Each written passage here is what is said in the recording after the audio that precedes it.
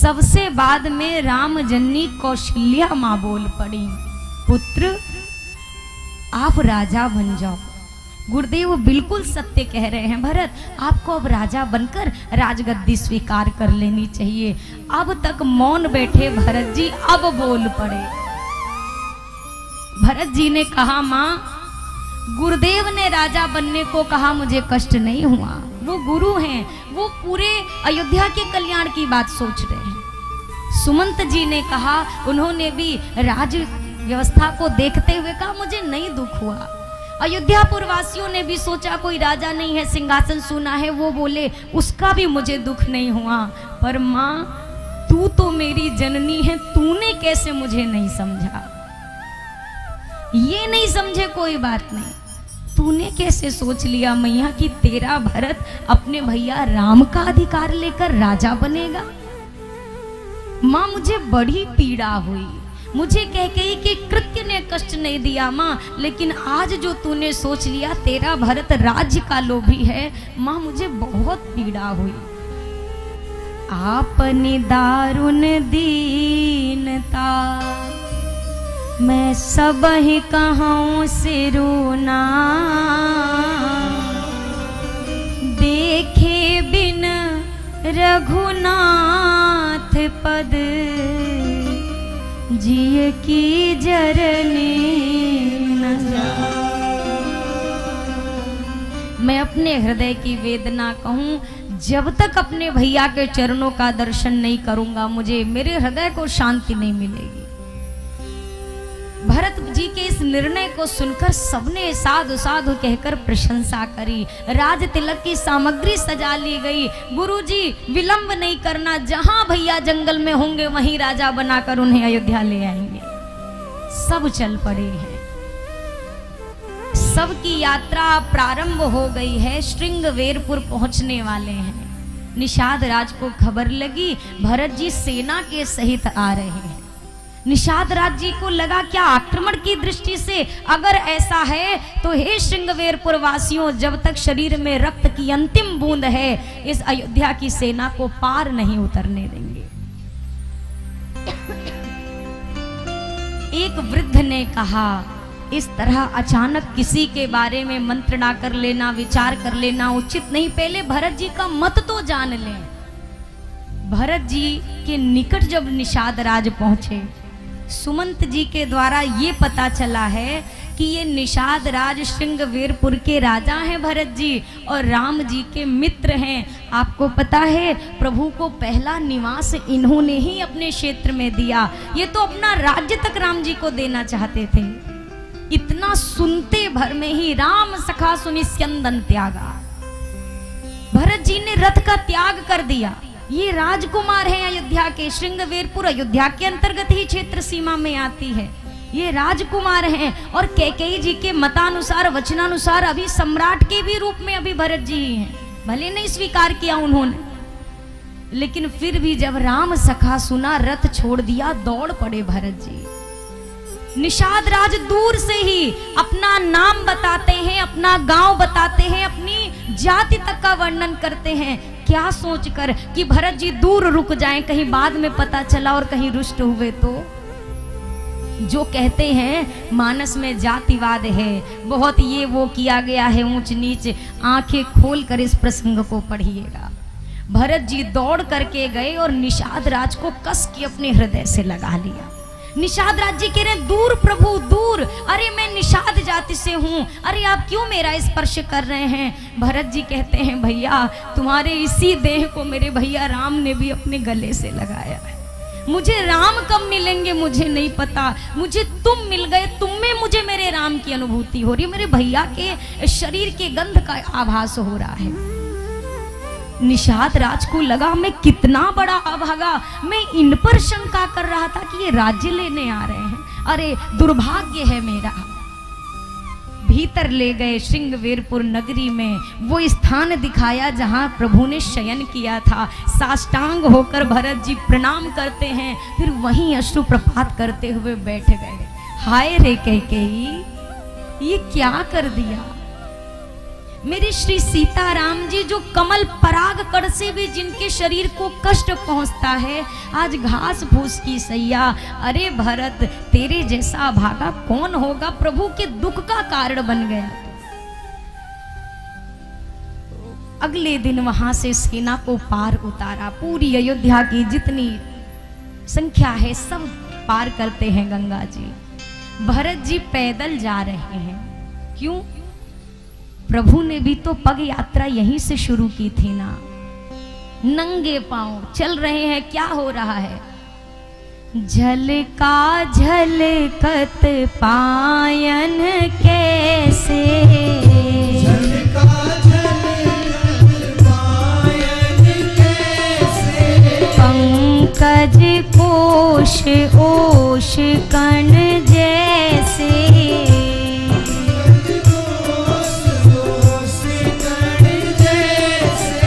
गवने भरत पया देहि पाए, गवने भरत पया देहि पाए, कोतल संग जाहि डोरियाए, कोतल संग जाहि डोरियाए।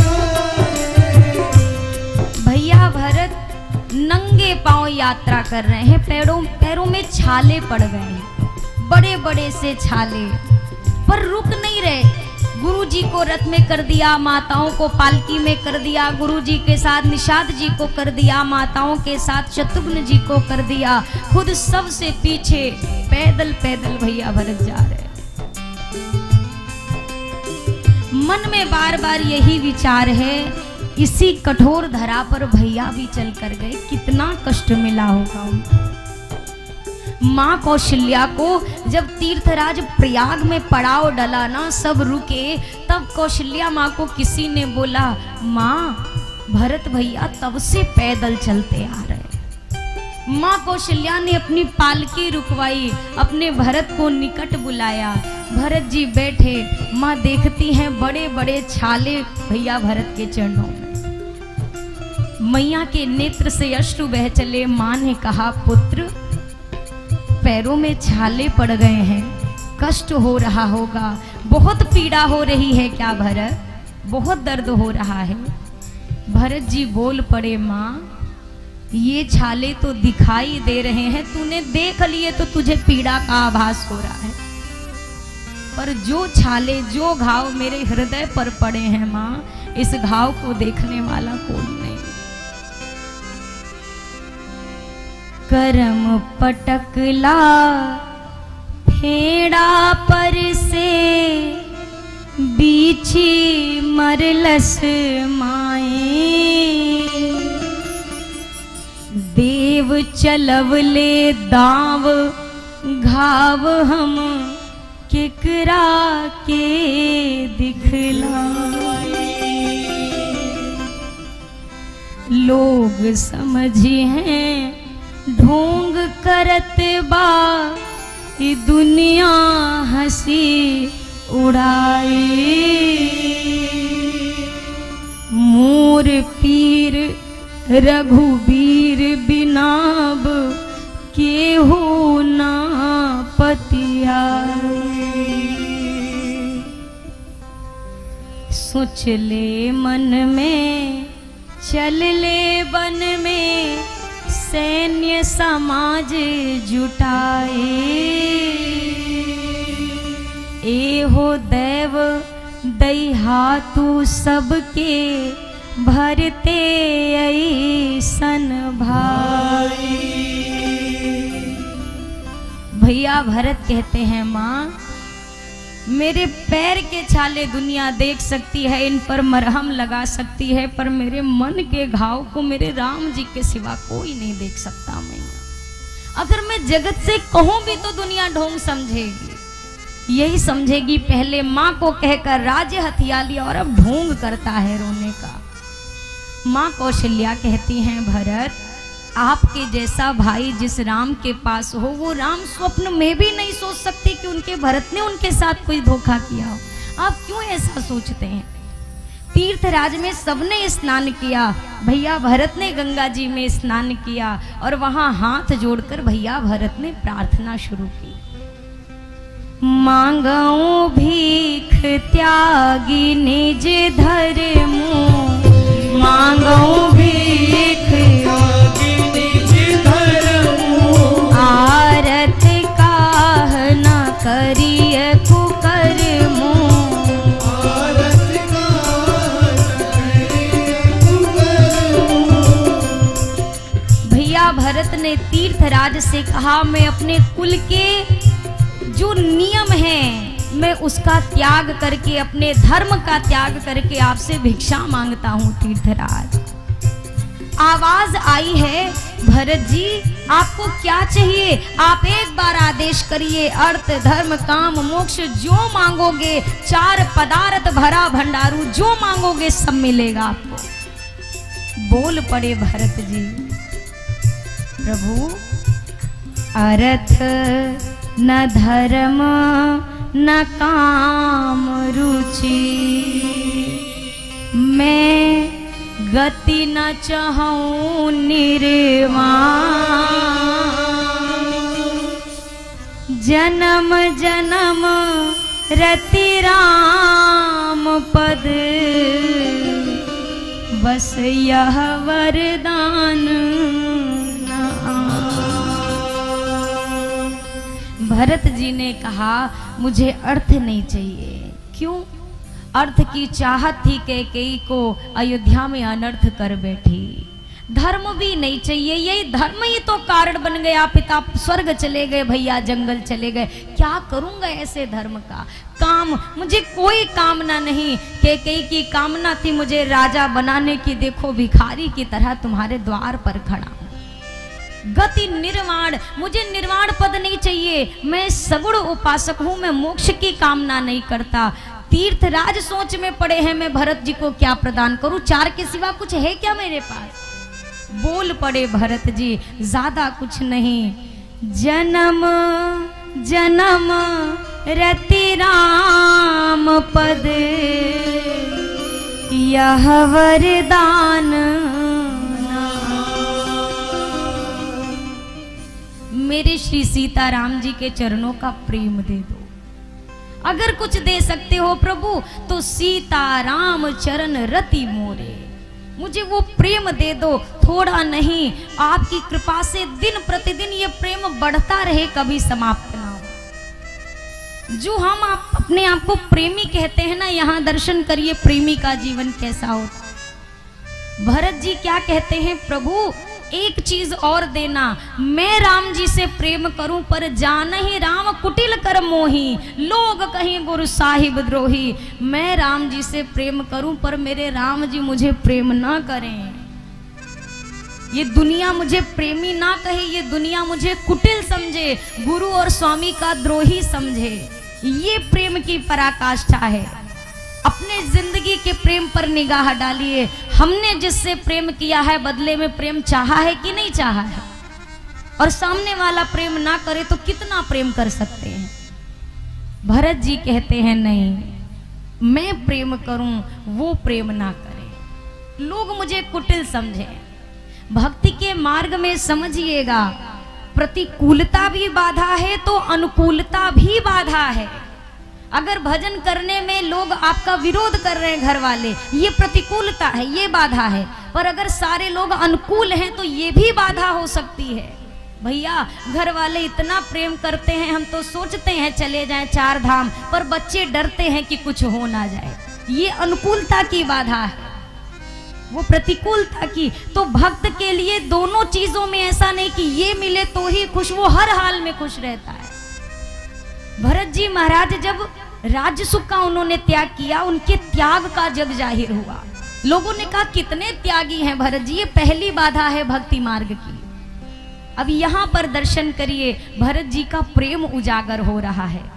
भरद्वाज जी के आश्रम में जब पहुंचे तो भरद्वाज जी महाराज ने क्या कहा, तात भरत तुम सब विधि साधु, राम चरण अनुराग अगाधु। आप सब प्रकार से साधु हैं भरत जी।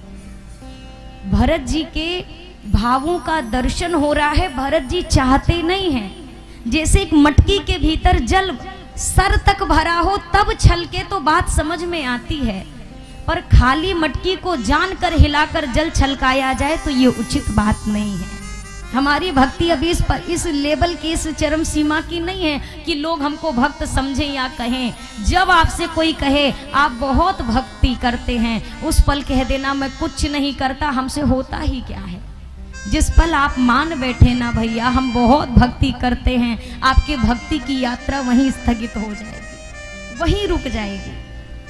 भरत जी महाराज ने क्या कहा, देखो आपसे मैंने अभी प्रारंभ में कहा सारे संसार से सर्टिफिकेट लेने की जरूरत नहीं है।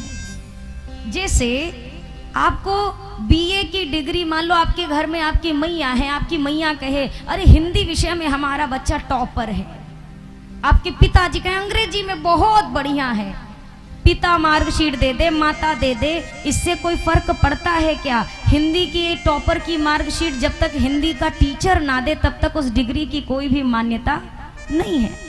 ये कौन आपको कहेगा कि आपके भीतर भक्ति है कि नहीं है? ये गुरु और स्वामी को अधिकार है, वो हमें सर्टिफिकेट दें। दुनिया सर्टिफिकेट दे, उस सर्टिफिकेट का कोई मूल्य नहीं है, इस बात को याद रखिएगा।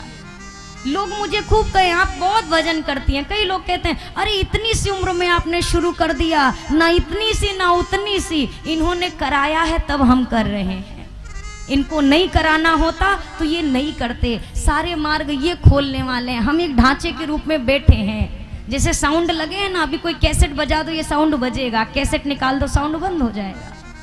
कुछ नहीं है, यहाँ पर जो चिप लगी है ये ठाकुर जी की, ये गुरुदेव भगवान की चिप है, ये वो बोल रहे हैं। अब अगर मैं खुद को ही यंत्री मान बैठूं तो मेरे जैसा मूर्ख कोई नहीं होगा। हमें नहीं चाहिए दुनिया का सर्टिफिकेट, हमारा भगवान बस हमसे रिझा रहे, हमें इतनी सी बात चाहिए। रूठे चाहे भाई वासे कछु ना भलाई, एक तू ही है सहाई और कौन पास जाइए। रूठे चाहे राजा वासे कछु नहीं काजा, एक तू ही महाराजा तेरे नेह को निभाइए। रूठे चाहे शत्रु और मित्र रूठे आठों याम, एक तेरे शरणन के नेह को निभाइए। क्योंकि सारा जग झूठा एक तू ही है अनूठा, रूठ जाए चाहे सारा जग पर तू न रूठन चाहिए। दुनिया रूठ जाए पर इस बात को कलेजे में रोज भगवान से कहना, प्रभु मेरी दुनिया नाराज हो जाए, तुम मुझसे नाराज नहीं होना। अगर दुनिया नाराज हो गई तो काम चल जाएगा, लेकिन जिस दिन जगदीश नाराज हो गया उस दिन जिंदगी चलने वाली नहीं है। एक सेठ थे वृंदावन के, उनकी कोई पुत्री नहीं थी। एक बार बरसाने गए तो वहां पर एक संत मिले, रोने लगे सेठ जी, प्रभु अच्छे खासे परिवार से हूँ, मेरी पुत्र वधुएं हैं, लेकिन एक बेटी की मुझे बड़ी कामना थी, मेरी कोई पुत्री नहीं है। संत ने कहा सेठ जी तुम बरसाने में आए हो, यहाँ की सर्वस्व हमारी श्री जी हैं, श्री राधा रानी है। अरे राधा रानी को ही अपनी बेटी मान लो ना, इससे अच्छी बेटी दुनिया में और किसको मिलेगी। यही किया सेठ जी ने, पुत्री मान लिया। पुत्री भाव से सेवा करते, पूजा करते, खूब प्यार से लाड दुलार जैसे बिटिया को करते। राधा राज जी के चित्रपट रखा था उन्हीं को करते थे। रात में वार्ता करें, चर्चा करें, कमरे में ही रहते थे। एक दिन क्या हुआ, एक चूड़ी पहनाने वाली मणिहारन आई। मणिहारन जान रहे हैं, चूड़ी पहनाने वाली आई तो उसके घर में, जो सेठ जी के घर में पुत्र वधुएं थी, हमेशा आती थी चूड़ी पहनाने के लिए। तीनों पुत्र वधुएं आई, मणिहारन ने चूड़ी पहनाई। जब तक तीनों को पहनाई उसके बाद एक चौथा हाथ आगे बढ़ गया। मणिहारन ने सोचा कौन ये चौथा है, तीन ही तो बहू है सेठ जी की, ये चौथी कौन है? हो सकता है कोई मेहमान आई होगी।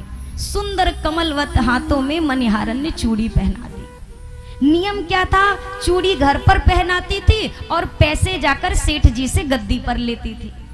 ये गद्दी पर पहुंची और वहां जाकर मणिहारन ने कहा सेठ जी चूड़ी के दाम चाहिए। हमेशा की तरह सेठ जी ने 3 पुत्र वधुओं के चूड़ी का दाम हाथ में रख दिया।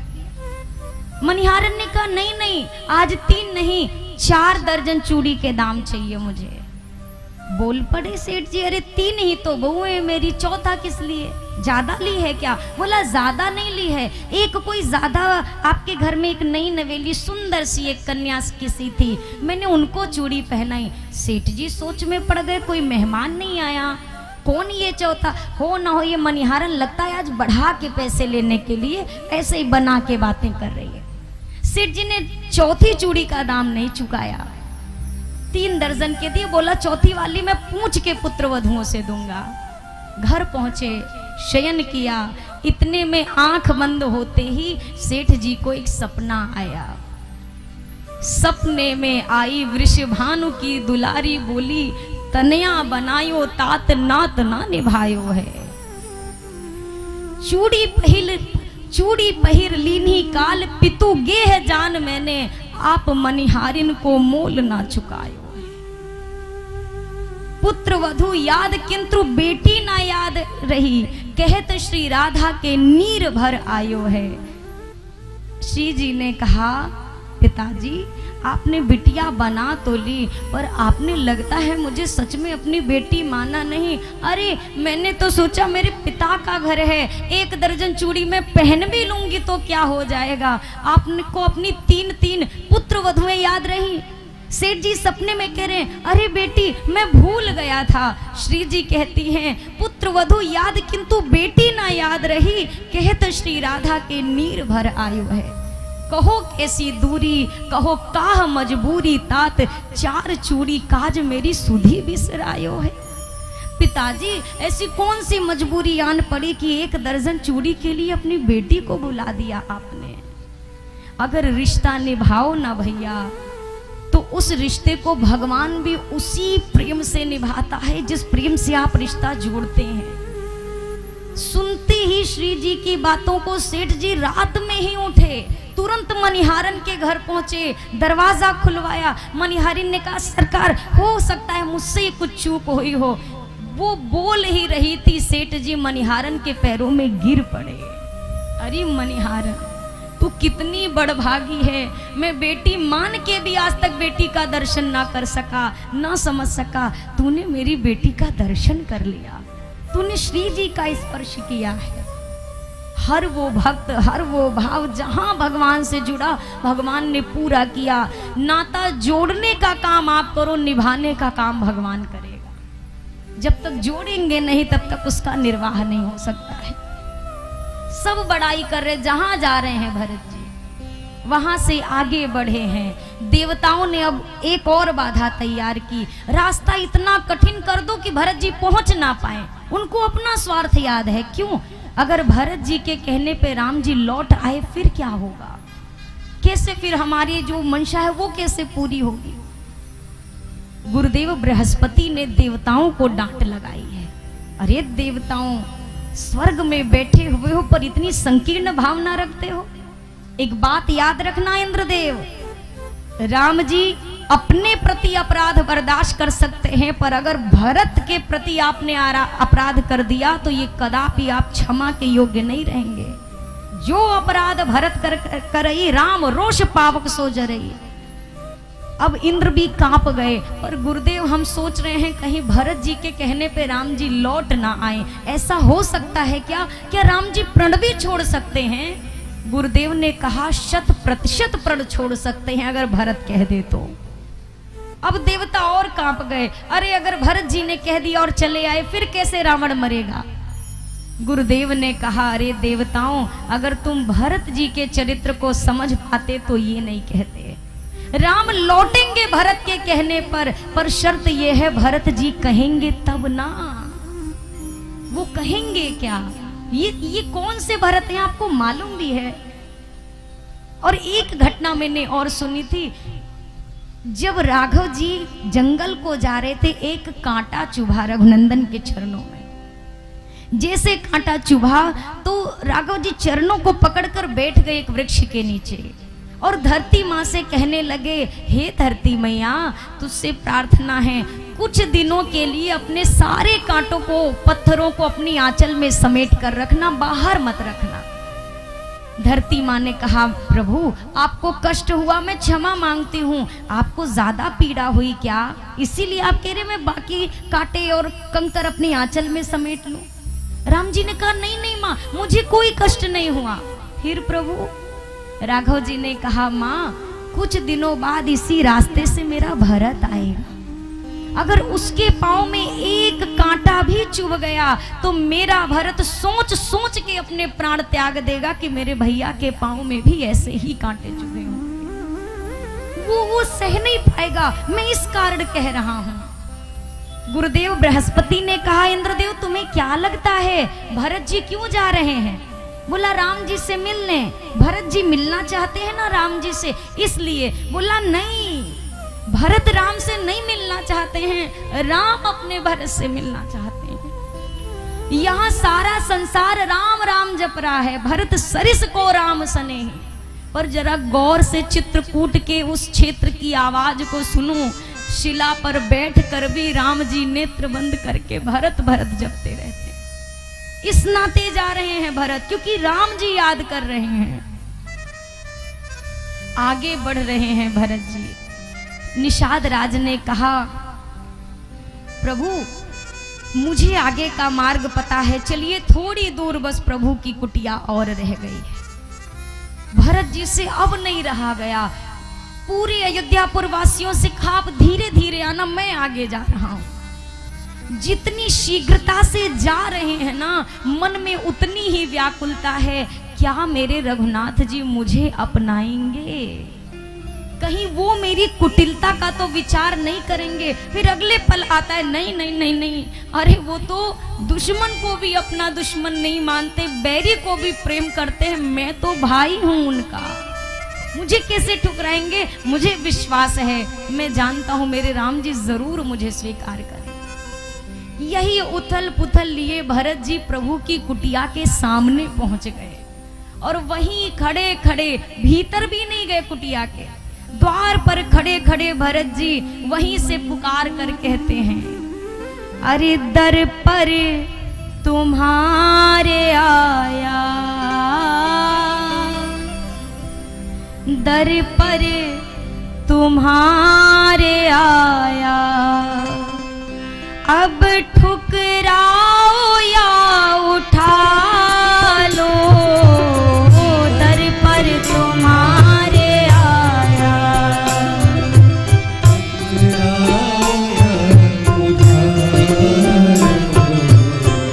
दर पर करुणा के सिंधु राघव, करुणा के सिंधु राघव।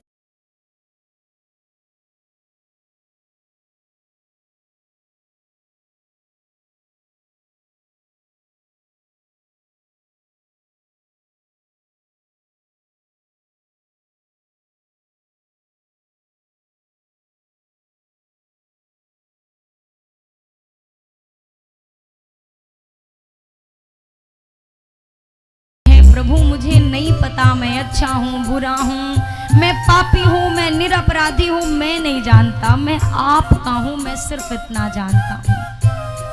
हम भी उसी जगह खड़े होकर अपने रघुनाथ जी से कहें, प्रभु हम नहीं जानते, हमने ऐसा नहीं है कि पाप नहीं किए, अनगिनत किए हैं। अगर मैं पतित हूँ तो तुम्हारा नाम पतित पावन है, अगर मैं अधर्मी हूँ तो तुम धर्म की मूर्ति कहे जाते हो रघुनंदन। मैं शरण में हूँ तुम शरणागत वत्सल हो, अगर मैं भक्त हूँ तो तुम मेरे भगवान हो। अगर तुम नहीं सुनोगे रघुनंदन तो संसार में कोई मेरी नहीं सुनेगा। सब लोग एक बार के लिए सच्चे दिल से सारी बातों को हृदय से निकाल के केवल एक बात ये सोचो, आपका भगवान आपके सामने खड़ा है और आप भरत जी की जगह अपने प्रभु से उस बात को कह रहे हो। दर पर तुम्हारे आया, अब ठुकराओ या उठा लो, दर पर तुम्हारे आया, ठुकराओ या उठा लो, दर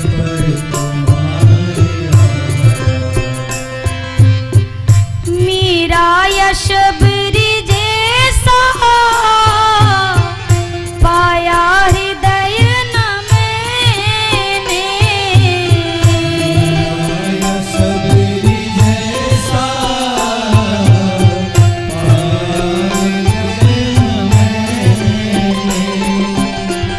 मेरा यश शबरी जैसा पाया हृदय न मैंने। सबरी जैसा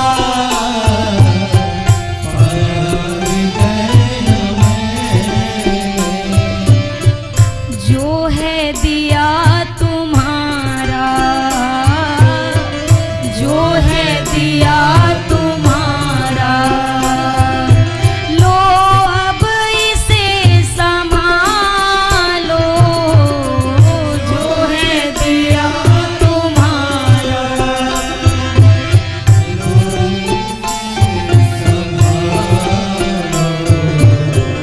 दर पर तुम्हारे आया, अब ठुकराओ या उठा लो। दर पर तुम्हारे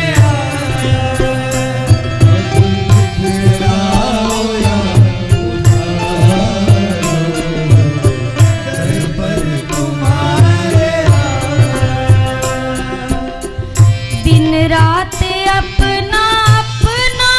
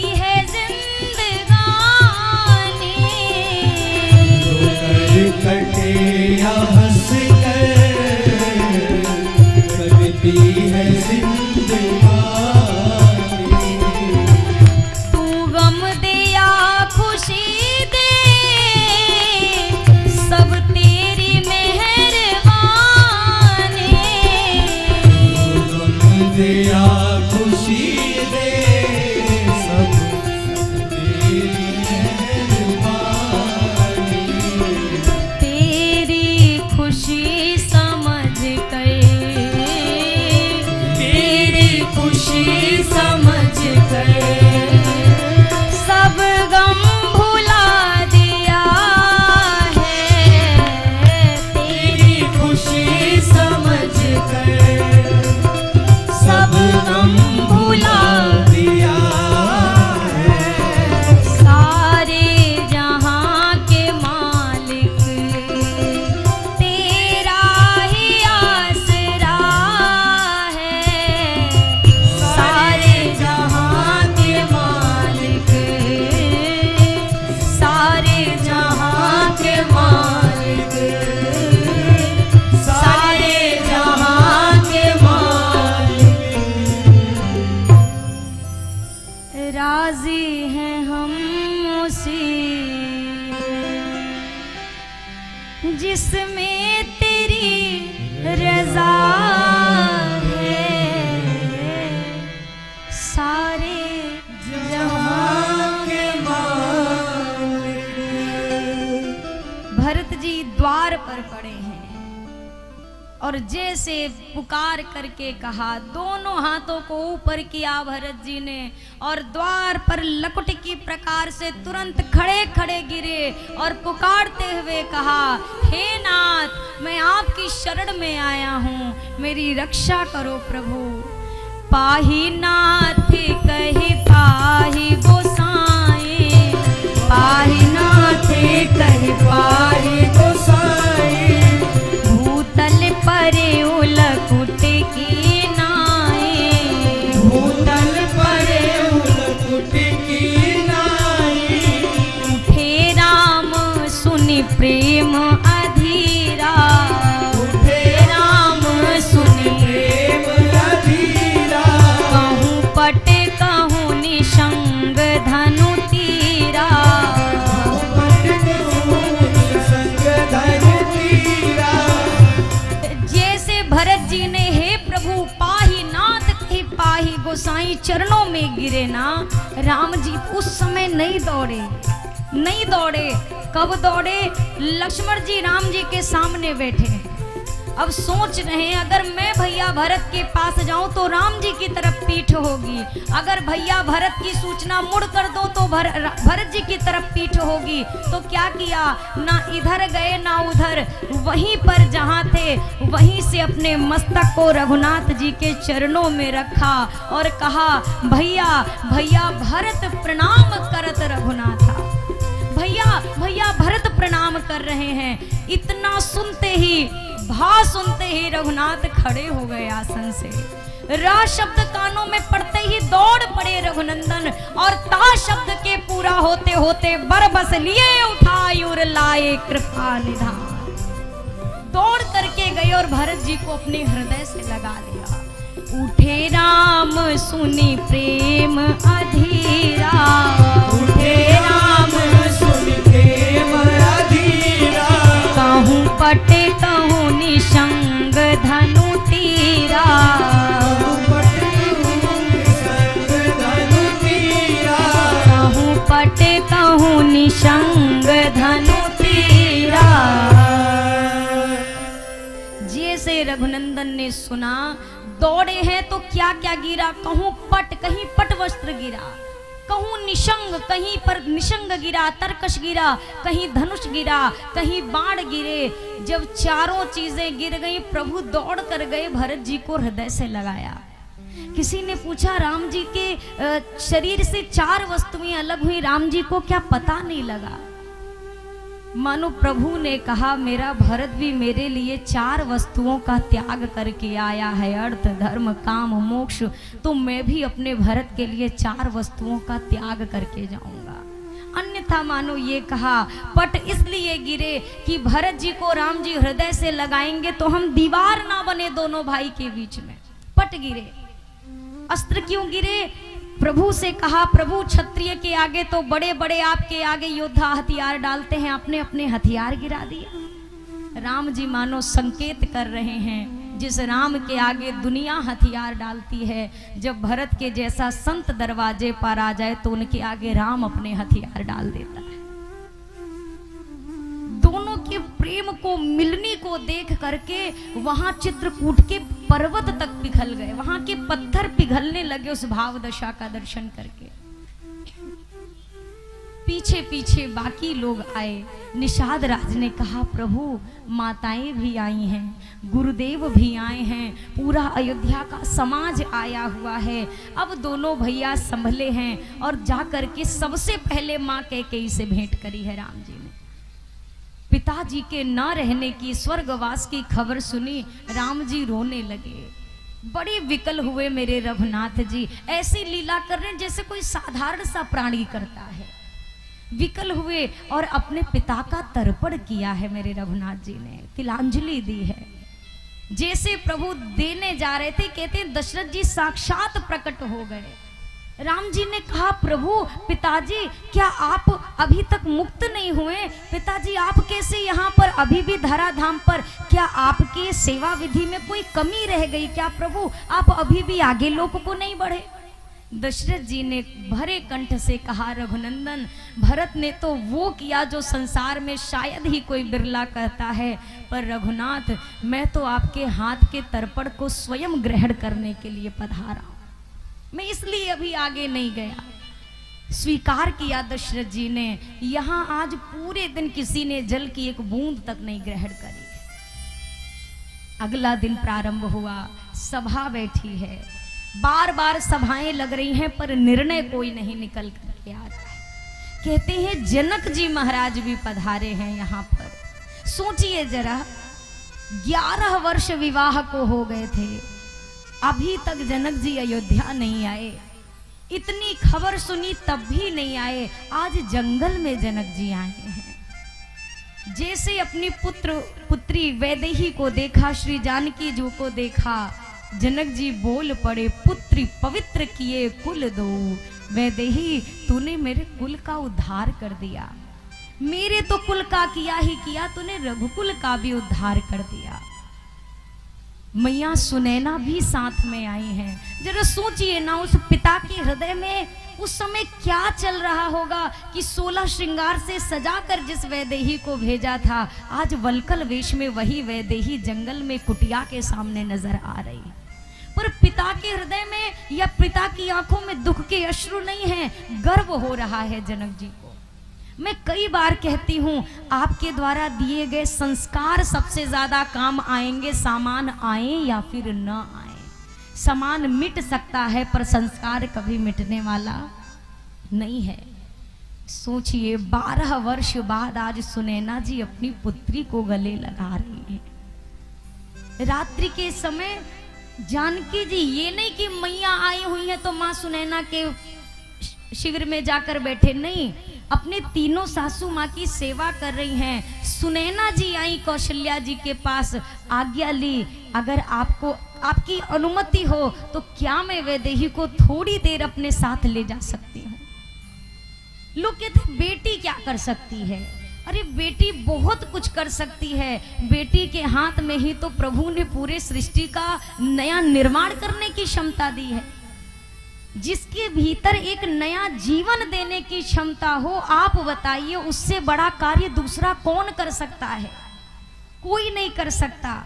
पर मेरी सभी बेटियों से भी प्रार्थना है, हमें वो कार्य करना चाहिए जिससे माता पिता का सर कभी न झुके। जीवन में कभी अपने बड़े से बड़े स्वार्थ को भी अगर त्यागना पड़े तो त्याग दीजिए। किस लिए? कि आपका पिता, आपकी माँ सर उठाकर समाज में जी सकें। ऐसी भूल ना हो कि एक छोटे से स्वार्थ के पीछे पिता की जीवन भर की कमाई हुई इज्जत दांव पर लग जाए। ये सब कुछ नहीं होता। माँ बाप का आशीर्वाद होगा तो आप वो भी प्राप्त करेंगे जो शायद नहीं भी होगा आपके भाग्य में। प्रभु ऐसी कृपा बना देंगे। लेकिन अगर केवल निज स्वार्थ देखकर अगर माँ बाप का दिल दुखाया ना, तो जीवन में कभी सुख प्राप्त होने वाला नहीं है। मेरी जानकी जी को सुनैना माँ लेकर गई। इधर भरत जी कभी कौशल्या माँ के कक्ष में जाते हैं, कभी गुरुदेव के एक ही निहोरा करते हैं। आप भी जब मैं बोलूँ ना तो गुरुदेव आप भी मेरे साथ कहना कि हाँ हाँ राम तुम्हें भरत की बात माननी चाहिए। ये भाई है। प्रातः काल हुआ, सभा लग गई, सभी चर्चा कर रहे क्या निर्णय निकलना चाहिए। भरत जी मौन अभी हैं। गुरुदेव ने जनक जी से कहा जनक जी आप ज्ञानी हैं, कोई आप निर्णय लो। जनक जी कहते हैं आपके सामने मैं बोलूं शोभा देगा क्या, आप कोई निर्णय लीजिए। राम जी से कहा राम जी एक वचन का पालन आप कर रहे हैं, एक वचन अभी अधूरा है, किंतु भरत ने निर्णय लिया है कि वो राज्य नहीं स्वीकार करेंगे, तो आपको ही भरत की बात माननी चाहिए और आपको हमारे साथ अयोध्या चलना चाहिए। एक उपाय और है, अगर जंगल में रहने की बात है तो आपकी जगह भरत जंगल में रह ले और आप अयोध्या लौट चलिए। इतना सुनते ही नाच उठे भरत जी, अरे प्रभु अगर ऐसा हो जाए तो 14 साल क्या, मैं जन्म जन्मांतर तक जंगल में रहूंगा, बस मेरे भैया को वापस लेकर चले जाइए। कानन करो जन्म भरी वासु, में जन्म यहीं बिता दूंगा, अयोध्या का कभी मुख नहीं देखूंगा। पर राम जी ने कहा वचन कोई खेल तो नहीं है गुरुदेव की कभी इस हाथ में दे दिया कभी उस हाथ में दे दिया। ये चर्चा हो रही है, कौशल्या मैया खड़ी हुई। कौशल्या माँ ने कहा देखो राम मुझे नहीं पता गुरुदेव क्या कह रहे, जनक जी क्या कह रहे, भरत का क्या निर्णय, तुम्हारा क्या निर्णय, पर एक बात कहूं राम आप स्वयं धर्म हैं। जो आप कह देते हैं वही धर्म होता है, जो आप करते हैं वो धर्म होता है, आपका विचार ही धर्म है। सब धर्म का पालन करना रघुनंदन, पर याद रखना मेरे भरत को कोई कष्ट नहीं होना चाहिए। ये शब्द किसके हैं? कौशल्या अम्बा के। मेरे भरत को उसका दिल ना दुखे ऐसा निर्णय निकलना चाहिए। राम जी मौन है, मैं करूं तो क्या करूं। एक कोने में सिहर कर खड़ी हुई कैकेयी मैया अंचल से अपना मुंह ढकी है, लज्जावश कैसे रघुनाथ के सामने जाऊं, किस मुख से जाऊं। जो राम मेरे वचन के कारण जंगल में है और फिर भी सबसे पहले अपनी मां से भी आगे मुझे प्रणाम कर रहा है। भीतर से चित्कार करती हुई मां कैकेयी सभा के मध्य आकर कहने लगी रघुनंदन मुझे क्षमा करो। राम जी ने हाथ पकड़ा, माँ अगर बेटे के आगे हाथ जोड़े तो मेरा कौन सा कल्याण होगा, ऐसा ना करो मैया। भरत राम जी ने जब माँ से कहा, माँ कहती है राम महाराज को वचन मैंने उनसे मांगा था, मैंने वो वचन लिया था, अब मैं कहती हूँ मेरा सारा वचन मैं वापस लेती हूँ, अब आप अयोध्या लौट चलो। राम जी ने कहा मैया वचन देने वाला यहाँ से जा चुका है, आपने मांगा था पिताजी ने दिया था, तो अब वापस लेने का अधिकार भी पिता को था। अब आप या मैं हम में से कोई भी इस वचन से पीछे नहीं हट सकता मैया। फिर भी कुछ तो विचार करो, भरत जी की दशा देखी नहीं जा रही है। राम जी अंततः बोल पड़े, ठीक है मैं वचन देता हूं कि जो मेरा भरत कहेगा मैं वही करूंगा। जय जयकार हो उठी सभा के मध्य में। अब तो बिगड़ी बात बन गई, अब तो जो भरत जी चाहेंगे वही होगा। भरत जी ने कहा प्रभु मैं चाहता हूं आप राजा बन जाइए, अयोध्या का राज्य स्वीकार करो। राम जी ने कहा ठीक है आज से ही मैं अयोध्या का राज्य स्वीकार करता हूं, मुझे अयोध्या का राज्य स्वीकार है और मेरा भरत जो भी चाहे बोले मैं, अगर मुझे पिता के वचन को भी तोड़ना पड़ेगा तो भरत के लिए तोड़ दूंगा, नहीं देखूंगा उस धर्म को जहां मेरा भरत दुखी हो। सबके हृदय में अब एक नई आशा जग गई। अब तो भरत जी कह देंगे भैया लौट चलो, राम जी लौटेंगे, अयोध्या में राज्याभिषेक होगा, जय जय, अब तो आनंद ही आनंद है। अब भरत जी बैठे बैठे विचार कर रहे हैं, क्या कहा मेरे रघुनाथ ने कि जो भरत कहेगा मैं वो करूंगा, तो मैं स्वामी हूं या ये स्वामी है? मेरे स्वामी का कहा मुझे करना चाहिए कि मेरा कहा मेरे स्वामी को करना चाहिए? भरत जी के शब्द बदल गए। भरत जी ने कहा प्रभु जे विधि प्रभु प्रसन्न मन होई, करुणा सागर कीजिए सोई। मेरे कहे हिसाब ना करो प्रभु, जिसमें आपको प्रसन्नता लगे आप वो करो। अरे जहां ले चलोगे वहीं मैं चलूं। आप मुझे बोलो मुझे क्या करना है। राम जी बोल पड़े, मैं राजा बनने को तैयार, मैं राजा रामचंद्र होने को तैयार, अयोध्या की राज सत्ता मुझे स्वीकार। पर भरत 14 वर्ष बाद, मुझे ये 14 साल जंगल में पिता के वचन पालन कर लेने दो, फिर मैं सहर्ष तुम्हारे इस वचन को स्वीकार करूं। तब तक मेरे राज्य को अमानत समझकर तुम संभाल कर रखो। भरत जी अब मौन हो गए। प्रभु प्रेम किया था तो प्रेम का कुछ तो मोल लगाया होता। राघव जी ने कहा, भरत प्रेम किया है तो बेमोल बिक जाओ। भरत जी ने कहा, ऐसा है तो यही सही। वापस लौटने की जब तैयारी हुई तो भरत भैया ने प्रभु से कहा, प्रभु मुझे कुछ एक अवलंब प्रदान करो जिसके भरोसे मैं यह 14 वर्ष की अवधि को काट सकूं। मैं कैसे जीऊंगा? 14 वर्ष की अवधि है, इतना लंबा समय। कोई आश्वासन तो दे दो, कोई मुझे कम से कम एक ऐसी निशानी तो दे दो जिसके भरोसे मैं वापस जा सकूं। उस समय रघुनाथ ने प्रभु करी कृपा पांवरी दीन ही अपने चरणों की पादुका प्रदान की है भरत जी को। प्रभु पादुका सिर पर धार, भरत जी रोते चले। प्रभु पादुका सिर पर धार, भरत जी रोते चले। प्रभु पादुका सिर पर धार, भरत जी रोते चले। प्रभु पादुका सिर पर धार, भरत जी रोते चले। मुड़ मुड़ रहे प्रभु को निहार, भरत जी रोते चले। मुड़ मुड़ रहे प्रभु को निहार, भरत जी रोते चले।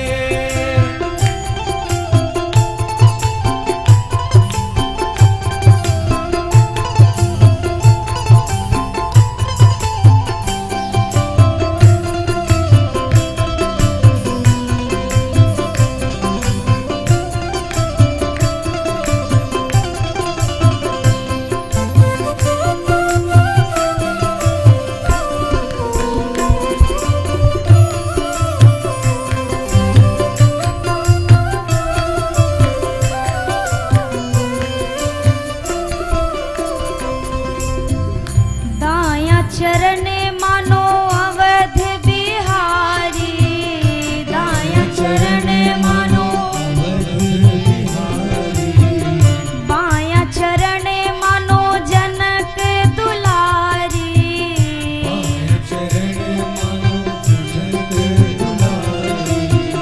दाया चरण मानो अवध बिहारी, बाया चरण मानो जनक दुलारी।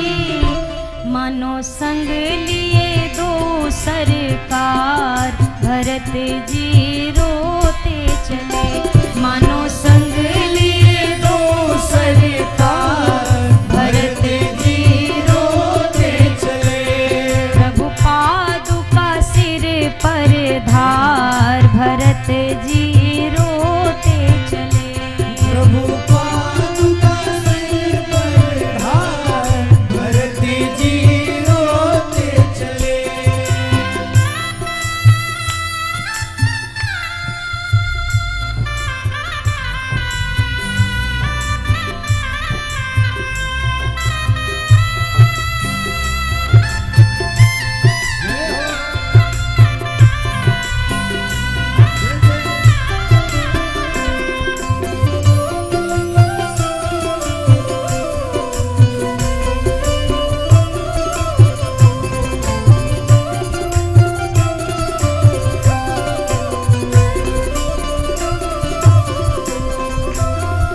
मंत्री सुमंत जी छत्र उठावे, मंत्री सुमंत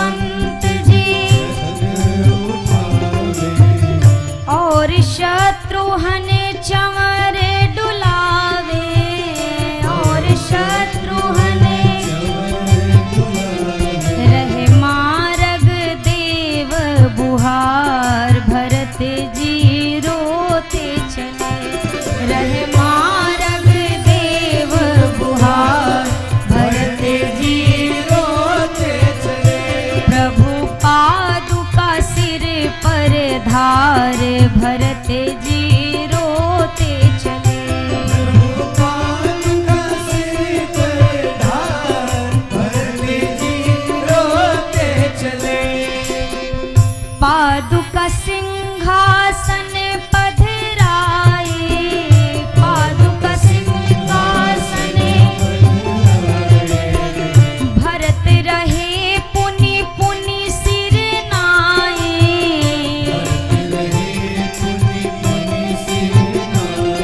ये बन के रहे पहरेदार। भरत जी रोते चले ये बन के रहे पहरेदार। भरत जी रोते चले भरत भैया पादुका अयोध्या लेकर आए। राज सिंहासन पर पादुकाओं को विराजमान किया और बारंबार प्रणाम करते हुए एक निर्णय लिया, अगर 14 वर्ष मेरे रघुनाथ जी जंगल में रहेंगे तो मैं भी अयोध्या के सुख के बीच रहने वाला नहीं। भरत जी ने नंदी ग्राम जाने का निर्णय लिया। अयोध्या से थोड़ी दूर पर यह स्थान आज भी है उपस्थित। नंदी ग्राम की ओर निकल पड़े हैं। कैसे शयन करते हैं? जमीन के भीतर गड्ढा खोद कर। क्यों? ताकि प्रभु का और मेरा आसन बराबर न हो सके। ये बन के रहे पहरेदार। भरत मुनि वेश धरे ये बन के रहे पहरेदार। भरत मुनि वेश प्रभु पादुका सिर पर धार।